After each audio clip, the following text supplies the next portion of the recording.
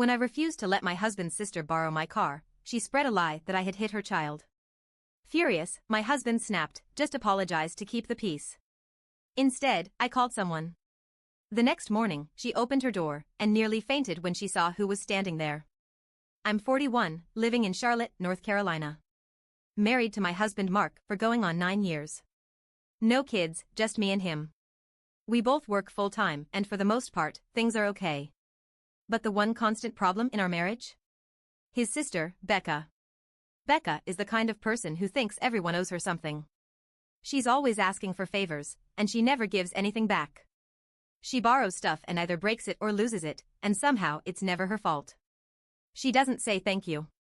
She doesn't apologize. She just keeps taking. This all started because she wanted to borrow my car. It was a Thursday afternoon. I was at work when I got a text from Becca. "Hey. Can I borrow your car this weekend? Mine's in the shop, and the kids are driving me crazy." I told them we'd go to Carowinds. I didn't even hesitate. I said no. I need my car. I use it to get to work. I use it to run errands. And frankly, I don't trust Becca behind the wheel of anything I own.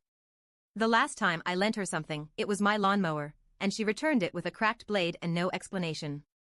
Plus, I know how she treats her own stuff. She's constantly in and out of repair shops because she drives like the road belongs to her. So I texted back, "Sorry, can't. I need it for work and can't risk it." She replied, "Ugh, okay. Worth a shot," with a laughing emoji. That was it. Or so I thought. Sunday night, I came home from the grocery store. The second I walked through the door, my phone started going off. Text after text. Missed calls. Voicemails. All from people I knew.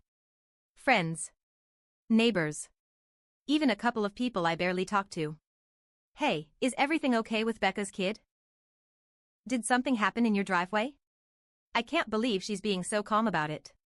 I'm standing in my kitchen, staring at my phone, trying to figure out what the hell everyone is talking about. I hadn't seen Becca or her kid in days. Finally, I called her. She picked up right away, sounding completely casual, like we were old friends just chatting. I asked her flat out, "Why is everyone asking if something happened with your kid? Did you tell people I hit him?" And she goes, "Oh, yeah, well, kinda. But it's not a big deal." I didn't want to make a whole thing of it. I was silent for a second because I honestly thought I must have misheard her. "You said what?" She laughed. Laughed. And then said, "Relax.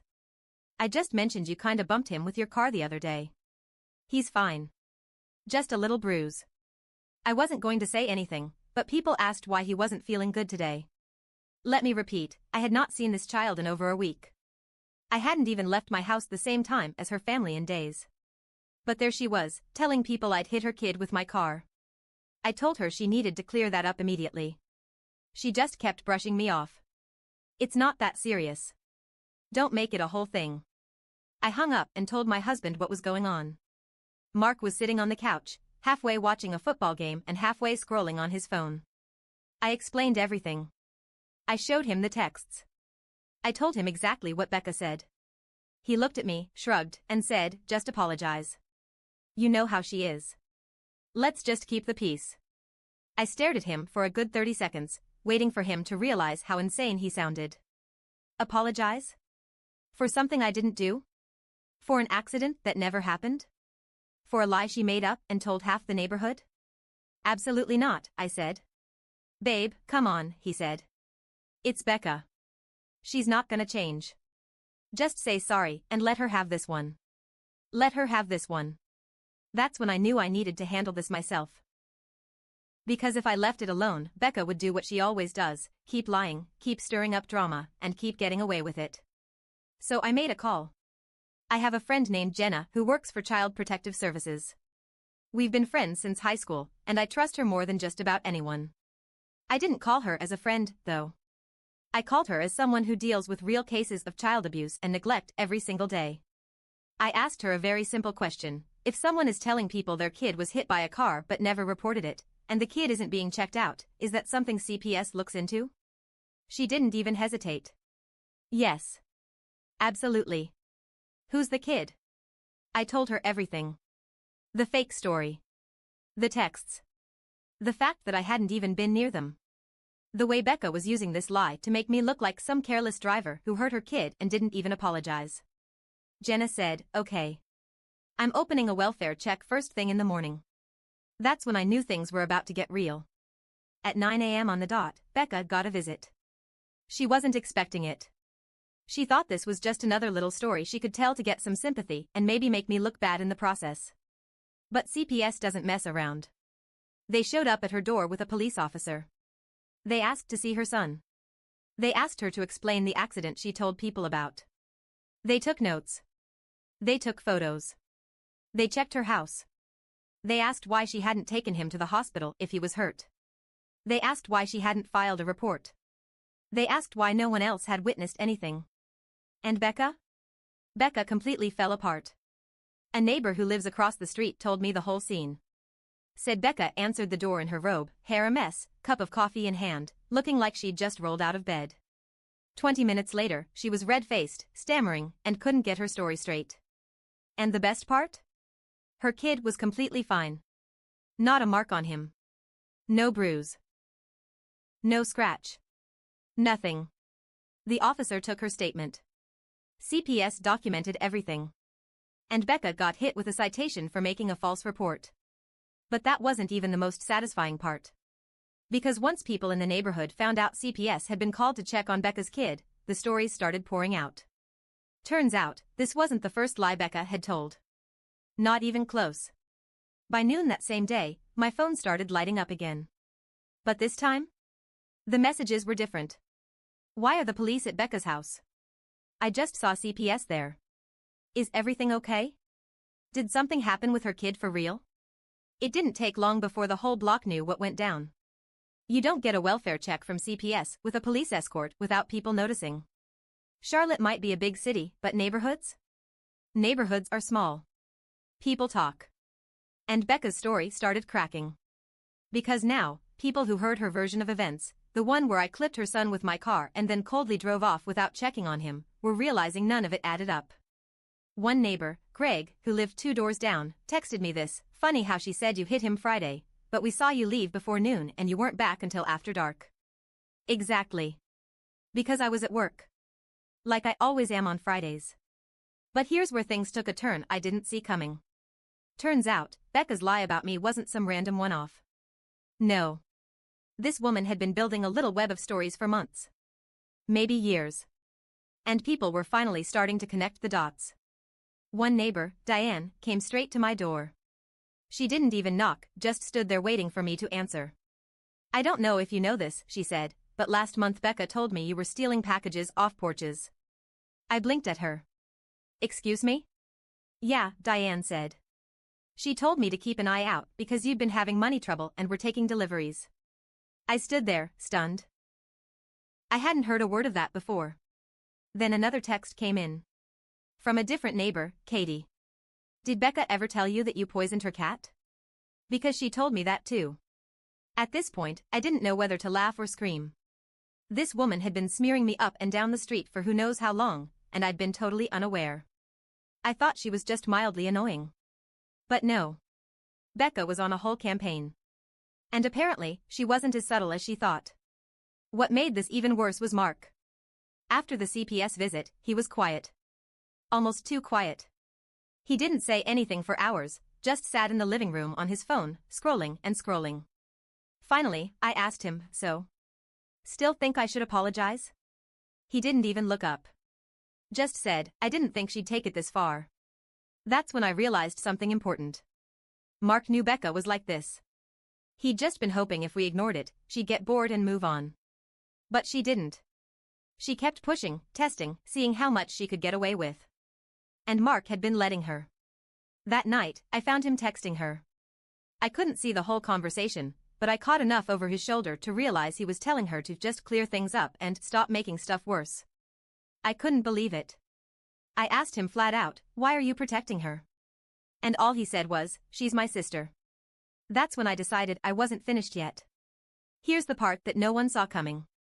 The next day, I got a call from Jenna. "You're not going to believe this," she said.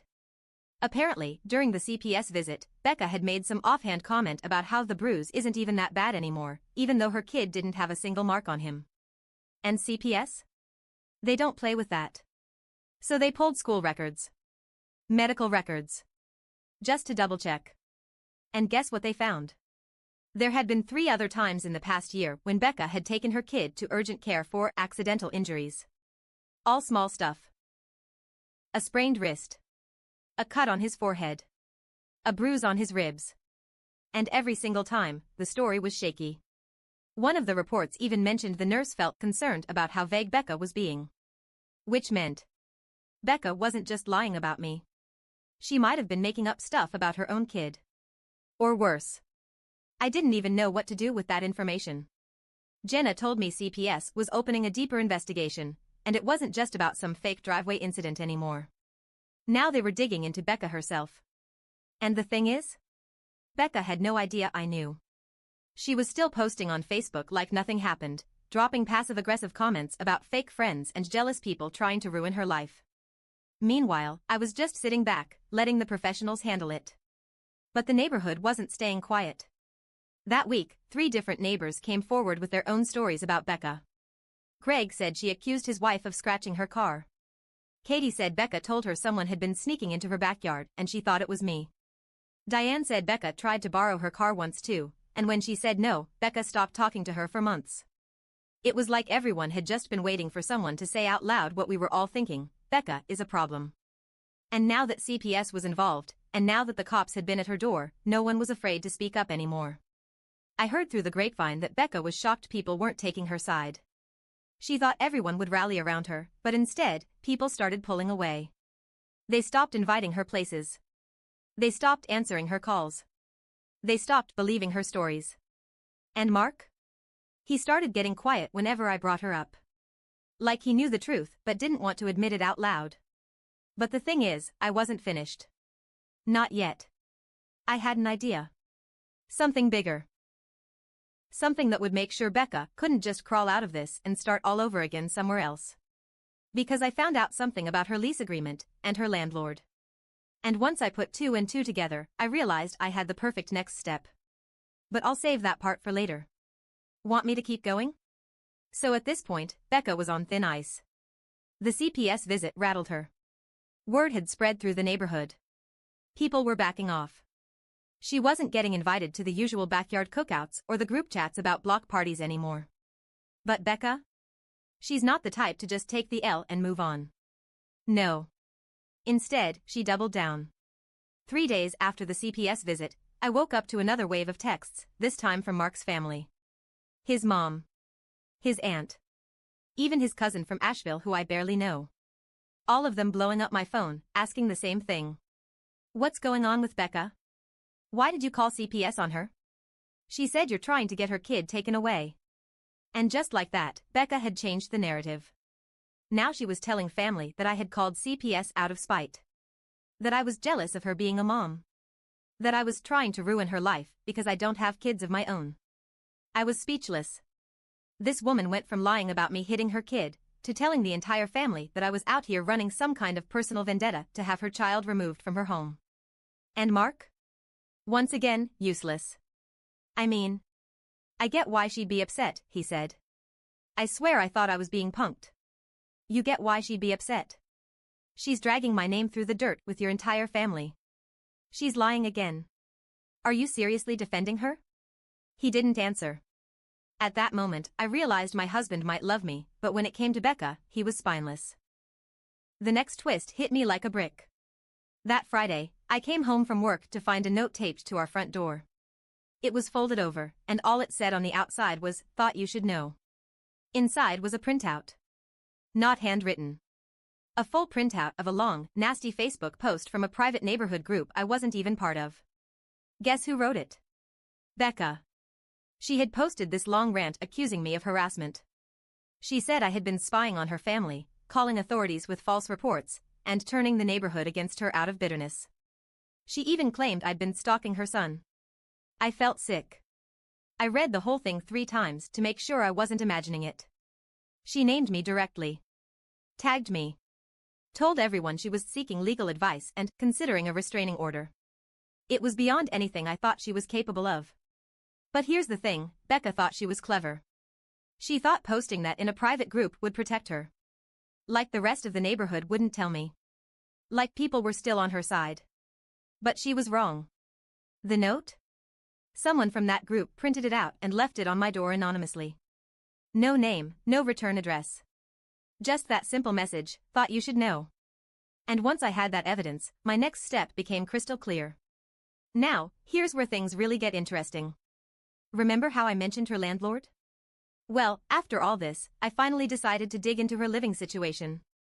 Becca rents. She's been in the same house for about 2 years. Always bragging about her sweet deal and how she's got a cool landlord who doesn't bother her. But what she never mentioned. Turns out, the owner of her house is a guy named Mr. Patterson. Retired, quiet, and lives about 5 blocks away. I only knew about him because we'd met once at a yard sale. So I reached out. Very casually. Just to ask if he was aware of everything going on at his property. Turns out, he was not. When I told him CPS had been called to the home, and that there had been police involvement, he got real quiet. Then he thanked me and hung up. 2 hours later, Diane texted me. Landlord's at Becca's. He looks pissed. Apparently, he showed up unannounced. Knocked on the door and demanded to inspect the place. Becca wasn't happy, but legally, she couldn't refuse. According to Diane, it turned into a whole scene with shouting, slamming doors, and Becca crying on the porch. But wait. There's more. The following day, I get another text from Diane. Check the county records. I didn't know what she meant at first, but then she sent me the link. Guess who hadn't been paying rent? For 3 months. Becca had been telling people her car was in the shop, and that's why she couldn't get around. Telling people she was tight on cash because of repairs. But in reality? She wasn't paying rent. Just living there, hoping the landlord wouldn't notice. And now? He definitely noticed. Word was spreading fast. The same neighbors Becca had been lying to were now whispering about eviction. About CPS. About the police at her house. Suddenly, Becca wasn't the victim anymore. She was the problem. And honestly? I hadn't even touched my real plan yet. Because if she thought CPS and the landlord showing up were bad, I had one more card to play. But I'll save that part for later if you want me to keep going. Want me to continue? At this point, Becca had burned every bridge in the neighborhood. People stopped replying to her texts. She wasn't getting invited anywhere. Even the friendlier neighbors were keeping their distance. Mark was barely talking. CPS was still investigating her, and her landlord was circling like a shark. And then, the final straw. A week after her public Facebook smear campaign against me, the HOA announced a monthly neighborhood meeting. Normally, 5 people show up to those. This time? The room was packed. And Becca was there. She came in late, wearing sunglasses indoors like she was hiding from paparazzi, dragging her kid along like a prop. Sat in the back corner, arms crossed, glaring daggers straight through me. I didn't go there planning to say anything. I really didn't. But the second the meeting opened up for community concerns, Diane, bless her heart, raised her hand. Yeah. Actually, I think we need to address the false rumors being spread about neighbors. Because it's gotten out of hand. You could feel the air leave the room. All eyes went to me. Then to Becca. I wasn't going to speak up. I swear I wasn't. But then Becca laughed. Laughed. Loud enough for the whole room to hear. That was it. I stood up. I didn't yell. I didn't cry. I just laid it out. I just want to clear the record, I said. I never hit anyone with my car. I never poisoned anyone's cat. I never stole a single thing off anyone's porch. And I've had enough of the lies. The room was dead silent. I looked straight at Becca. If you want to accuse me of something, Becca, do it to my face. Right now. In front of everyone. Becca smirked. Maybe I would if it wasn't true. I nodded. All right. So then explain to everyone why CPS found nothing. Explain why your kid didn't have a scratch on him. Explain why you told half the block I'm a thief, but no one ever saw me take anything. Explain why your landlord is at your house every other day now. That wiped the smile off her face. But it wasn't me who finished her off. Nope. That honor went to Greg. From his seat near the front, Greg piped up loud and clear, "Hey, Becca? Didn't you say we dented your car last month? But we were out of town that whole week." Then Diane. "And didn't you say Katie was sneaking in your yard?" "Katie, she told me you poisoned her cat." It was like popcorn going off. One by one, people started sharing the lies Becca had told them. All different. All pointing fingers at different people. All ridiculous. Becca's face went pale. Then red. Then pale again. She stood up. Grabbed her kid by the arm. "You're all just jealous," she snapped. "Pathetic." And she stormed out. Right there. In front of everyone. Slammed the door so hard the windows rattled. Nobody spoke for a few seconds after the door slammed. Then Diane said, "Well, I guess that's that." And just like that, the tension broke. People were shaking their heads, whispering, looking around like we'd all just witnessed the end of some bad movie. Mark didn't say a word the whole meeting. But in the car on the way home, he finally spoke. And what did he say? "Maybe we should check on her. She's probably embarrassed." I almost laughed. After all of that, his first thought was still about protecting her feelings. I didn't even answer him. Just stared out the window the rest of the ride. When we got home, he went straight to the bedroom. I heard him shut the door. I stayed in the kitchen, replaying everything in my head. Here's the thing no one tells you about standing up for yourself against someone like Becca: you think it's going to feel good. And yeah, part of it does. Finally getting the truth out there. Watching her face when her web of lies unraveled in public. Having the whole neighborhood see her for what she really is. But there's another part that doesn't feel good at all. The part where you realize someone in your own family was willing to destroy your name over nothing. Just because you wouldn't give them what they wanted. Just because you said no. The part where you realize your husband, the person who's supposed to have your back, never really stood up for you. Not once. Even as his sister dragged me through the mud, he just kept sitting there, telling me to keep the peace.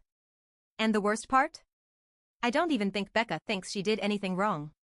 I think, in her mind, she's the victim of this whole thing. Like we all ganged up on her for no reason. Over the next few days, neighbors kept stopping me on the street. "Glad you spoke up. Sorry we didn't say anything sooner. We've all been dealing with her." And you know what? That part felt good. It felt like I wasn't crazy anymore. Like I wasn't fighting this alone. But things with Mark? Different story. He's been quieter. Distant.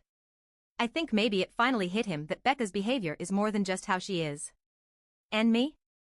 I'm thinking real hard about what it means to stay married to someone who watched me get dragged through hell and didn't lift a finger. A week after the meeting, Becca's landlord posted an eviction notice on her door. CPS wrapped up their case and closed it with no action, but the file's still open for monitoring, just in case. Becca moved in with Mark's mom, about 2 towns over. I haven't heard from her since. Mark and I are figuring things out. And me? I drive past her old house every morning on my way to work. The place looks quiet now. Sometimes I wonder if she ever really thought it would work, if she thought she could lie her way through life forever.